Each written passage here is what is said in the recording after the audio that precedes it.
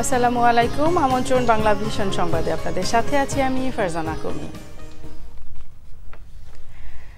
দীর্ঘ অস্বস্তিকর গরমের পর এক পশলা বৃষ্টি রাজধানী ঢাকায়, সঙ্গে মৃদু ঝড়, আর এর সবকিছু মিলিয়েই কিছুটা স্বস্তি নগর জীবনে। বৃহস্পতিবার মধ্যরাতে হিমেল হাওয়ার সঙ্গে হঠাৎ বৃষ্টি নামে রাজধানীতে। ঝড়ো হাওয়ার সঙ্গে সঙ্গে বাড়তে থাকে বৃষ্টি। এ সময় আকাশে বিদ্যুৎ চমকাতেও দেখা যায়। বৃষ্টিতে ভিজে শরীর মন শীতল করতে অনেকেই নেমে আসেন রাস্তায়।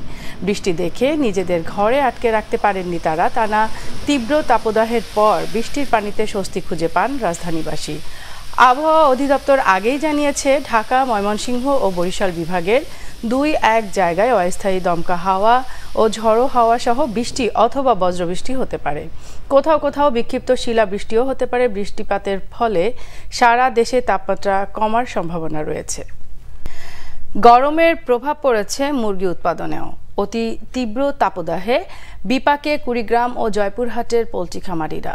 হিট স্ট্রোকে মারা যাচ্ছে মুরগি, লোকসানে বন্ধ হয়ে গেছে অনেক খামার। নানা পরামর্শ দিচ্ছে প্রাণী সম্পদ অধিদপ্তর। কুড়িগ্রাম প্রতিনিধি শফিকুল ইসলাম বেবু ও আবু বকর সিদ্দিকের পাঠানো তথ্য ও ছবিতে ডেস্ক রিপোর্ট।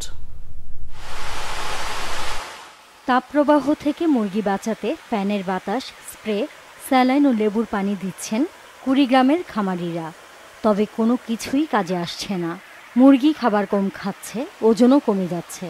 আবহাওয়া স্বাভাবিক না হলে বড় ধরনের লোকসানের মুখে পড়ার শঙ্কায় খামারিরা।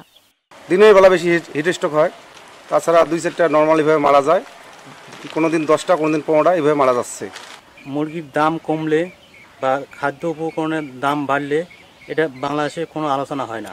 পোল্ট্রি শিল্পের খামারিদের বর্তমানে করুণ অবস্থা চলছে। হিট স্ট্রোক থেকে মুরগি বাঁচাতে নানা পরামর্শ দিচ্ছে জেলা প্রাণী সম্পদ অধিদপ্তর। মুরগির শেডে ফ্যান দিতে পারেন, শেডের টিনের চালের উপরে অথবা শেডের উপরে আপনি বস্তা বা নারকেলের ছোবলা ইত্যাদি দিয়ে 1 ঘন্টা পর ভিজিয়ে দিতে পারেন। আপনার ঘরের যে পর্দা আছে সেই পর্দাকে পুরোপুরিভাবে উপর থেকে নিচ পর্যন্ত খুলে রাখতে হবে। এদিকে নিবন্ধিত ও অনিবন্ধিত মিলিয়ে জয়পুরহাটে মুরগির খামার রয়েছে 10,000-এর বেশি। লতিরাজ কচু আর সোনালী মুরগি জয়পুরহাটের ব্র্যান্ড হিসেবে বাংলাদেশে পরিচিত। তীব্র তাপপ্রবাহে অনেক খামারি বাধ্য হয়েছেন খামার বন্ধ করে দিতে। ফ্যান দিয়ে রাখছি, তারপরে জল বারবার পাল্টাচ্ছি, তারপরে গরমের জন্য মুরগি মারা যাচ্ছে। এই বাধা দুর্নীতি আমাদের মুরগি বেঁচে যায়, প্রচন্ড ক্ষতি হবে। আমি নিরুপায় হয় করবোটা কি? আমরা এখন এই অবস্থায় কি করব? কোনো প্রকার আমরা কারো সহযোগিতা পাচ্ছি না। ডিম পাড়া বা পরিণত বয়সের মুরগি হিট স্ট্রোকের শিকার হয় বেশি। এতে ক্ষতির পরিমাণ বেড়ে যায় অনেক। যেসব খামারে টিনের ছাউনি আছে সেগুলো খড় দিয়ে ঢেকে দেওয়ার পরামর্শ দিয়েছে প্রাণী সম্পদ অধিদপ্তর। টিনের ছাউনিতে আমরা খড় মিশিয়ে দিতে বলছি এবং সময়ে সময়ে ভিজিয়ে দিতে বলছি, যেন নিচটা ঘরের ভিতরটা ঠান্ডা থাকে, এবং আঙ্গিনাটা স্প্রে করে দিতে বলছি পানি দিয়ে, যেন গরম বাতাস সহজে ঠান্ডা হয়ে ঘরের ভিতরে প্রবেশ করে। মুরগি পালনে অনুকূল তাপমাত্রা 17 থেকে 23 ডিগ্রি সেলসিয়াস, কিন্তু বাংলাদেশে এখন তাপমাত্রা এর প্রায় দ্বিগুণ। Bangla vision news desk. খরাপ্রবণ বরেন্দ্র অঞ্চলের কৃষিতে ব্যাপক পরিবর্তন এনেছে বরেন্দ্র বহুমুখী উন্নয়ন কর্তৃপক্ষের নানা প্রকল্প। বৃষ্টি নির্ভরতা কমিয়ে এ অঞ্চলে এখন 12 মাসই ফলছে ফসল। সবুজে ঢেকেছে পুরো অঞ্চল। জসিমউদ্দিনের ক্যামেরায় রাজশাহী থেকে পরিতোষ চৌধুরী আদিত্যর রিপোর্টে বিস্তারিত। উত্তরাঞ্চলের বিস্তীর্ণ বরেন্দ্র এলাকার উন্নয়ন ও কৃষি উৎপাদন সম্প্রসারণে 1985 সালে গঠন করা হয় বরেন্দ্র বহুমুখী উন্নয়ন প্রকল্প। এরপর থেকেই বদলেছে এই অঞ্চলের মানুষের জীবন জীবিকা। সম্প্রতি বেশ সাড়া ফেলেছে ভূগর্ভস্থ সেচনালা প্রকল্পটি।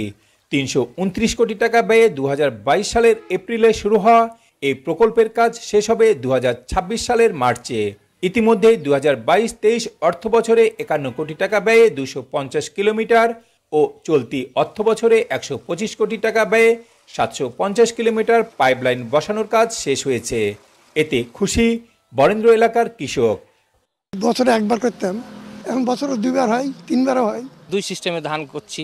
একটা আষাঢ়িয়া ধান আমরা যেটা আউশ ধান বলি ওটা, আর এখন বর্তমান সময় চৈতা ধান। আমাদের এই তলের এই পাইপের খুবই প্রয়োজন, তাহলে আমরা খুব সুবিধা পাবো। যতদিকে এরকম লাইন আছে সব দিকে মাথায় মাথায় একটু পাইপের দরকার, তাহলে পানিটা অপচয় কম হয়। আমাদের দাবি হলো যে পাইপ লাইনটা হোক, তাহলে আমাদের পাশাটা নষ্ট কম হবে।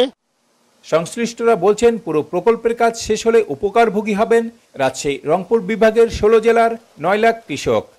এখানে কৃষকদের দাবি যে আসলে এখানে একটা হাইওয়ে রাস্তার এপাশে আরও কিছু জমি আছে, প্রায় 10 হেক্টরের মতো জমি আছে, যা হলো কাঁচা নালা এখনও শেষ করা হয়।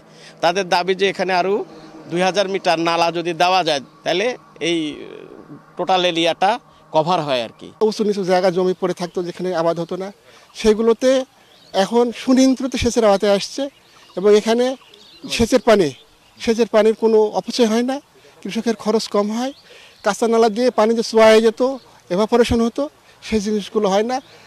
মৌসুমি ফলের দৃষ্টিনন্দন বাগান এখন সহজেই চোখে পড়ছে বরেন্দ্র অঞ্চলে। প্রকল্পের আওতায় প্রতি বছরই বাড়ছে আবাদি জমির পরিমাণ।